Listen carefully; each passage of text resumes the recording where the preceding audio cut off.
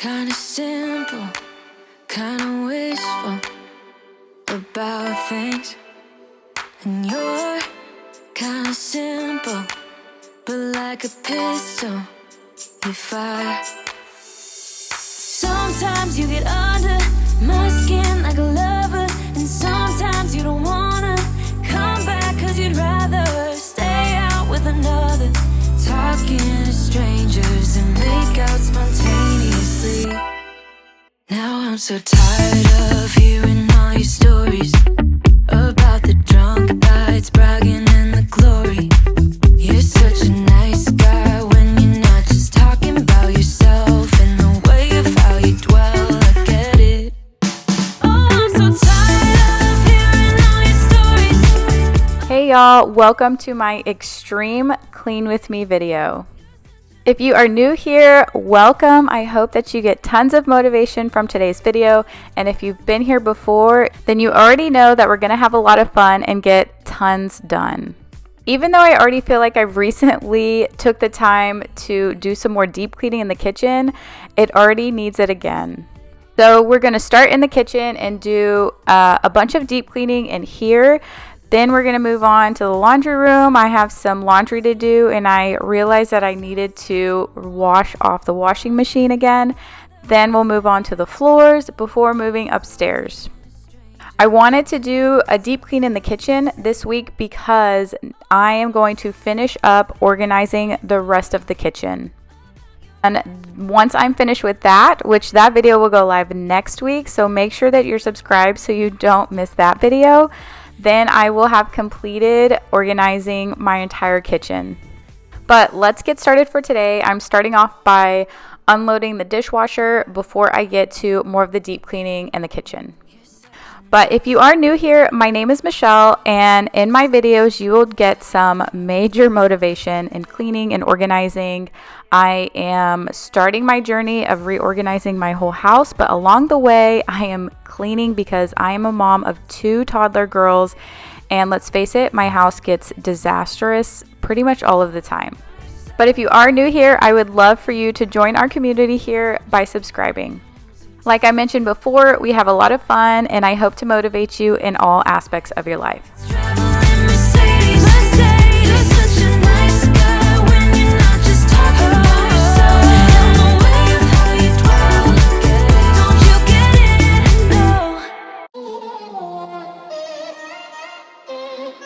I'm kinda new with apologies.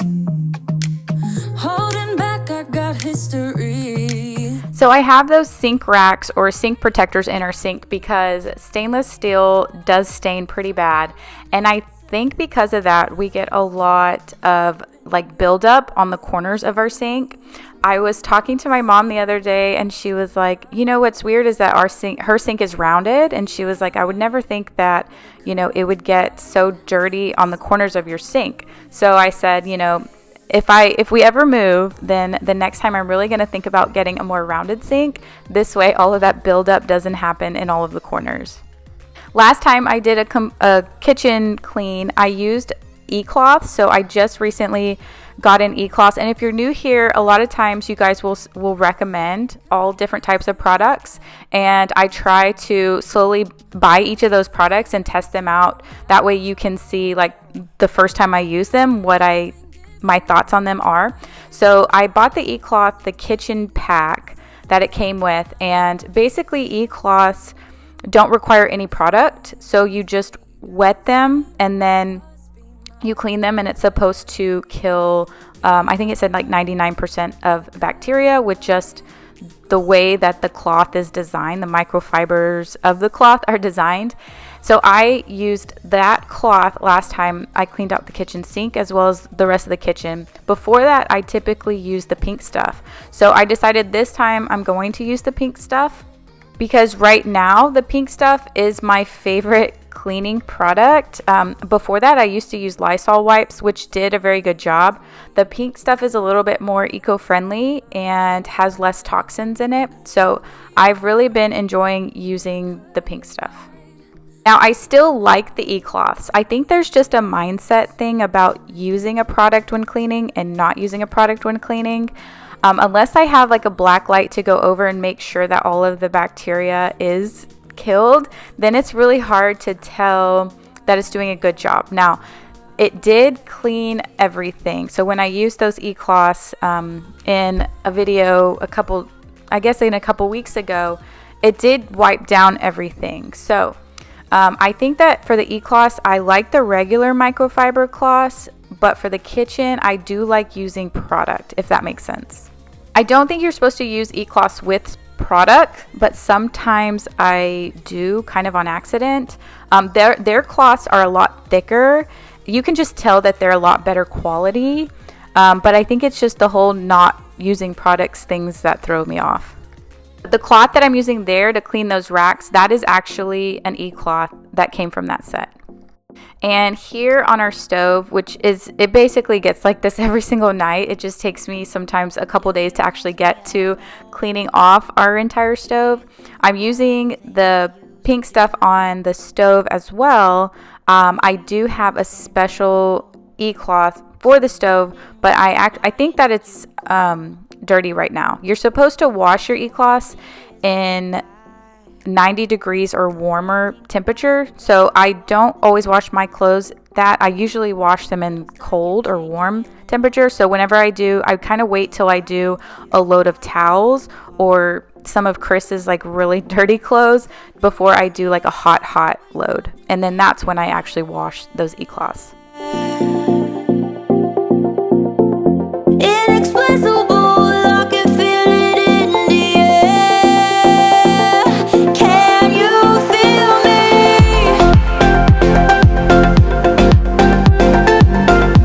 Next, I'm moving on to the oven, and you're probably wondering what all of that white stuff is.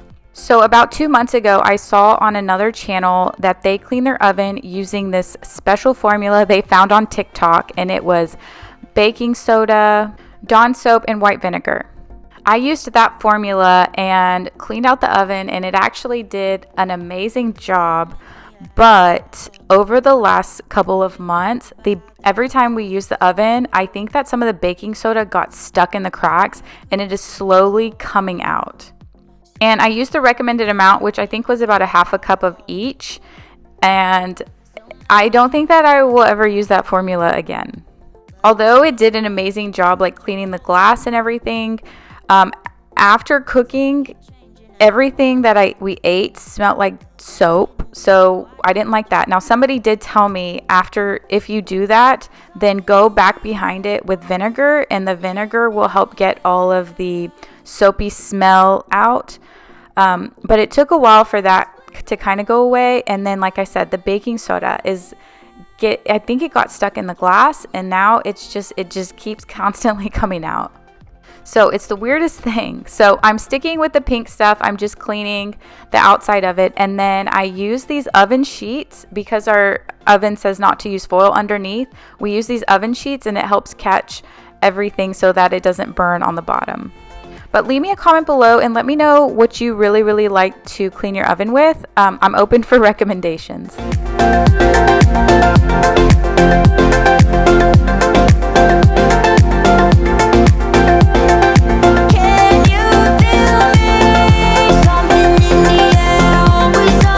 The next thing that I'm going to clean out is our toaster oven. We use this toaster oven more than we use our microwave. This is why I don't clean the microwave in this video, because there's nothing really to clean on it, but our toaster oven is used a lot more. When Chris and I got married, a couple years later, we moved into this house, and we never had a toaster oven before, and I had one growing up, so we used it a lot. So this was one of our housewarming presents, and surprisingly, that was the first time that he's ever used one. And I do admit it's not the prettiest thing to have on your counter, but I mean, we use it almost every single day, especially like heating up small things for the kids, like pancakes in the morning. I heat up in there. Any type of sandwiches that we make, we heat up and toast. And in my opinion, I think it makes the food taste better than if we were to heat it up in the microwave, but the microwave is still needed because it cooks it a lot faster. And I'm guessing that most of you guys already know that, but if you are like Chris and didn't know that, then I do recommend getting a toaster oven. Champagne, let's celebrate with the blue champagne, blue champagne. All my feelings run away in a sip of all the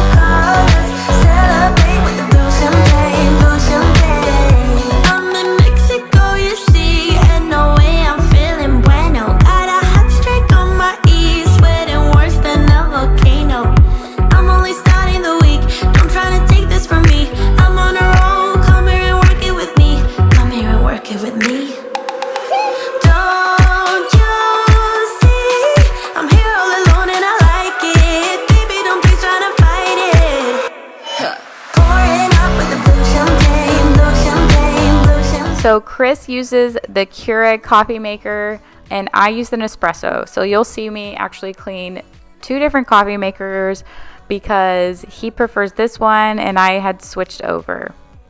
So it's been a while since I've asked, so leave me a comment below. Are you team Keurig or are you team Nespresso? Now, both of our machines, both of our Keurig and our Nespresso are like way older models. It's been a while since we've upgraded. This is probably the second Keurig that we've owned in the last, I don't know, since they came out with them. And then the Nespresso is probably 5 years old, I want to say, but it's still working. So I have no reason to upgrade unless it makes the coffee taste 100 times better. Other than that, I'll just keep using the same one. The only thing with an espresso is that I wish you could get the pods in store opposed to having to order them, but now they sell them on Amazon, so it's a lot easier to get them. And even when I ordered them directly from Nespresso, they usually came within 2 to 3 days, so they shipped the pods out pretty fast. But moving on to the countertops, I am using Mrs. Meyer's. Since I've started my cleaning channel, I have been trying to go 80% more all natural products. And still using some with chemicals, but I definitely don't want that to be the main thing that I use all the time. I read the study about how actually toxin chemicals are for your body, and I know that sounds really obvious. Obviously, if you're using with toxins, it's not good for you, but I feel like when we clean, we don't realize how often we're actually cleaning. So when we're using these products every single day, over and over again, over many years, there was a study I read that it is using toxic chemicals on a weekly basis is the equivalent to smoking a pack of cigarettes a day for 20 years. And before I, used to think, okay, well, I mean, a few Lysol wipes, that's not going to hurt me and in the long run or anything. But then it's like, no, I'm using this every day. I'm going through packs and packs of it. I'm trying to kill out all the bacteria and making sure there's no dirt or chemicals, and then here I am putting all of the chemicals from the cleaning products in my body, using them every single day over and over again. So that's just something that I wanted to start switching over to. Now, moving on to the laundry room, it's been a while since I've cleaned out the seal in our washing machine. I think I saw this on Go Clean Co., her Instagram, a couple months ago or several months ago, and I was like, I never thought of cleaning the inside seal of your washing machine. I do run the self-clean cycle. I have these tied things that you can put in and then you run a self-clean, but I constantly have laundry going all the time, and I think that cycle takes like over 3 hours to run. I forget to do it at night, so I need to be better about it. So the first time that I've ever cleaned this washing machine, again, everything in this house is about 6 years old because that's when we moved in. That was the first time I did it in 6 years. So this is the second time that I'm actually cleaning out the inside seal of this. And I know you just saw that Clorox wipe and you're like, you're totally contradicting yourself saying you're not going to use them. This was really hard to get out. So I was trying to use my method cleaner and get everything out, but it wasn't getting it good enough. So that's why I say I'm like 80% clean, and then 20% if I have to pull out the big guns, then I will pull out the Clorox wipes and make sure that I get it all cleaned up. So yes, in this case, the Clorox wipes were easier to get in that seal and get it cleaned out. But yeah, I'm slowly trying not to use them every single day. That's why I do have other cleaners like Method, Branch Basics, Mrs. Meyer's. Mrs. Meyer's is a little bit strong for me, but I think right now I do really like the Method the best, which actually was recommended by you guys. You guys are also recommending Jaws. I've seen other people use Jaws, so that is next on my list to try out.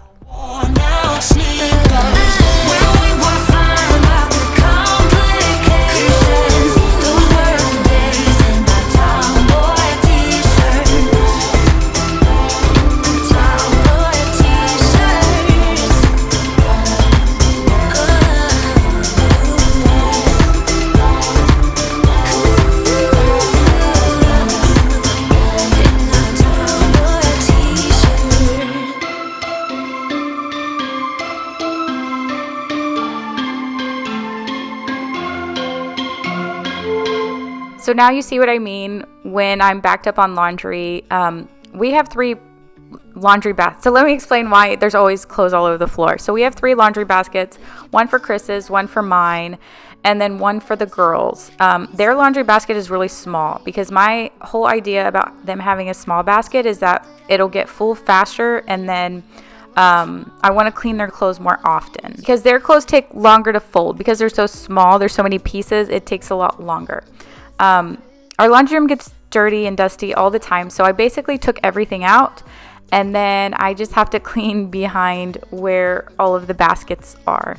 Back to what I was saying is I basically need a basket for towels, and I used to just stick the towels in Chris's load because his clothes are a lot dirtier from doing manual labor. But because his baskets gets full so often, I basically need to figure out how to redo this area and just get a basket designated for towels and microfiber cloths. But before I picked out a basket, I wanted to kind of coordinate all of ours so that it looks a little bit better and more functional. And I just haven't found one yet. That's why I don't want to just buy a random basket, and that's why I'm waiting. And that's why all the towels go on the floor for now. Now I'm moving on to the floors, but before I get started on cleaning up and mopping all the floors, I wanted to put on a Skillshare class. So you guys know that I've been using Skillshare for around the last 6 months, and Skillshare is an online learning platform. So what that means is that you can get a membership to Skillshare. Being a part of that platform, you can take so many different courses from all kinds of different professionals. There's a variety of different classes based on what your interests are. So you can take cooking classes, you can take drawing, design, art. Some of the classes that I've taken before are business classes, motivation, productivity classes. Basically classes around how to be more productive and how to get motivated. What's a little bit different about Skillshare is that in these courses, they give you like workbook templates and guides and spreadsheets that you can work along while you're taking the class. And with the monthly membership, you can take as many classes as you want. So the class that I decided to take today was a little bit different from what I normally take. It was actually an interior design basics class from Lauren Cox.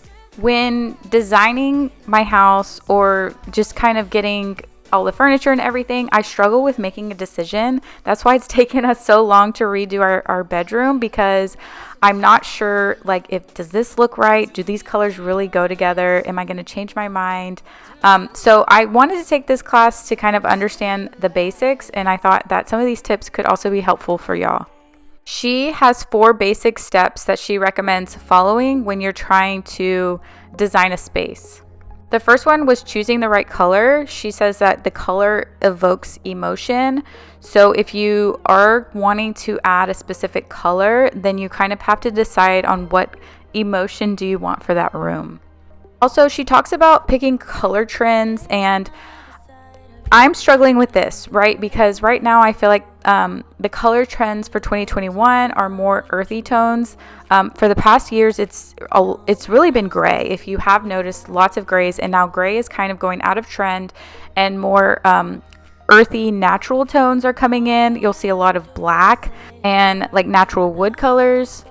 So she says, do you really, really like those colors, or can you just buy smaller pieces and put those in the room? And then that way you can decide if you really like it before you're like painting a whole wall or buying those color pieces of furniture.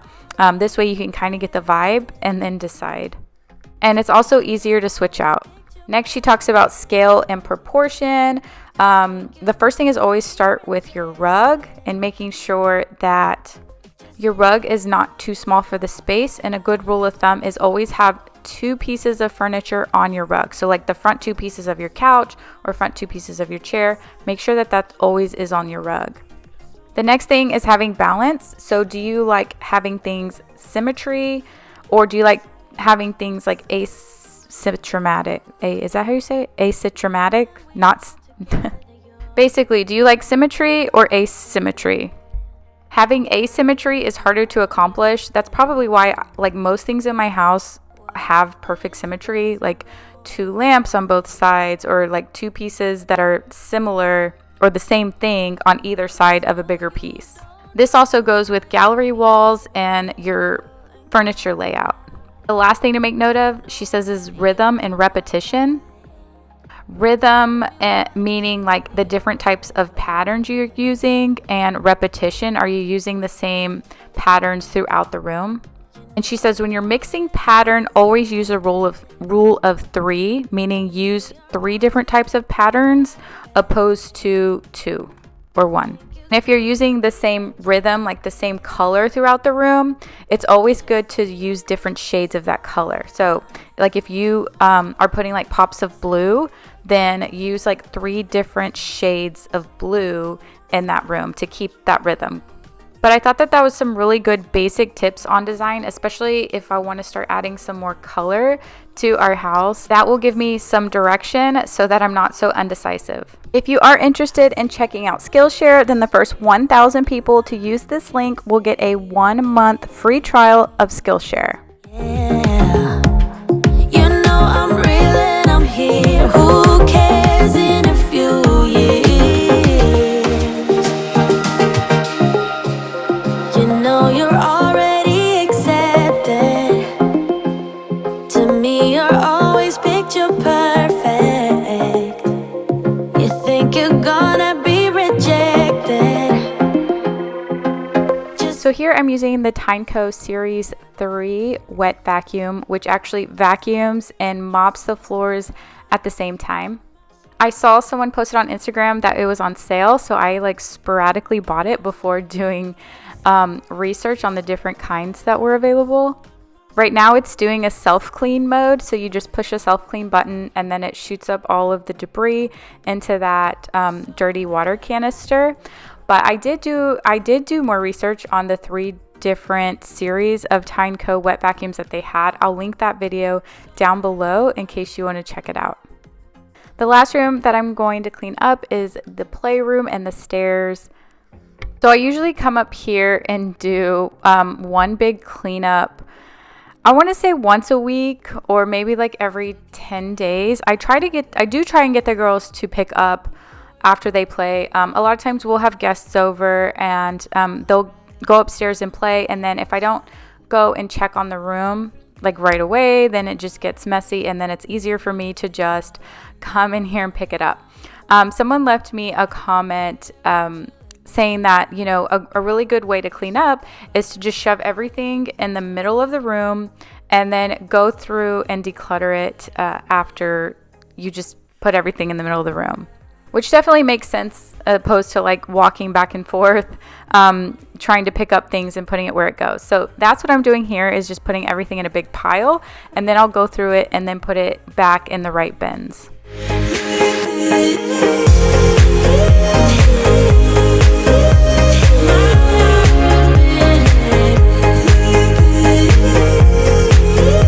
So a lot of you guys leave me comments below and let me know that you enjoy my motivational talks. If you've made it this far and this is your first time, usually I just like to kind of chit chat with you guys, either something that has been on my mind, maybe something that's been bothering me or has been keeping me unmotivated. And then I just kind of like talk about how I'm getting through it or how I've gotten through it, or something that I would do to like make it positive or try and work through it. So anyways, today I wanted to just talk about something that's been on my mind. The last couple of weeks, I feel like I've had a hard time getting really creative and just feeling like a little bit down. And I know I have nothing to be like upset about, but it's just like sometimes you just get in this like weird funk where you just feel like you can't get out. And sometimes I feel like I keep falling into this comparison trap, and I've even talked about it before about like not comparing yourself to others and not trying to please everyone. And you know, the internet and social media is such a roller coaster, because sometimes you just feel like you are getting so much information, you're getting all of these good tips and tricks, and then, you know, the next day you just feel like you're defeated and you can't afford that and you can't do this or you can't look like that, and then you just fall into this trap. And even I have to set boundaries. So I've had to, after these last couple of weeks, I've had to set timers on my phone to where I am off of social media. I've had to just stop watching some people that are like great people. When I start getting like an itch of jealousy, then I'm like, I just need to stop, because there's nothing wrong with the person. It's just, there's things that I wish I could do or be like. And actually, the good thing about that, I think, is that it gives me time and allows me to start refocusing back on my goals and what's really important. I talk about like changing mindset, and those are still some things that I have to practice myself, is that, instead of looking at that and saying, oh, well, this person just has it all. And, well, I don't make $1 million, so I can't, buy this or buy that, or, I wasn't born with great genes, so I can't look that pretty, or, my hair isn't as great as that person. So instead, I just have to like really, really sit on it for a while and then go back and say, that person did it. Why can't I do it? I'm good enough. Or, that person, was able to get in shape and lost a bunch of weight. So can I. What's stopping me? So I really have to like turn around some of these thoughts of comparison or of jealousy, and just have to take a step back and refocus on my why. My why being like, why am I on this journey? Why am I on this weight loss journey? This trying to be a better parent, this YouTube journey. And once I can just kind of step back, it allows me to get re-inspired in my own terms. And then I go back to social media after I've been inspired, looking for tips and tricks and new ways to do things and kind of make it my own. If you have ever fallen into that trap, I hope that maybe this was helpful, just to kind of take a step back and see how you can get inspired by it and then go back to it once you're in a different, more positive mindset.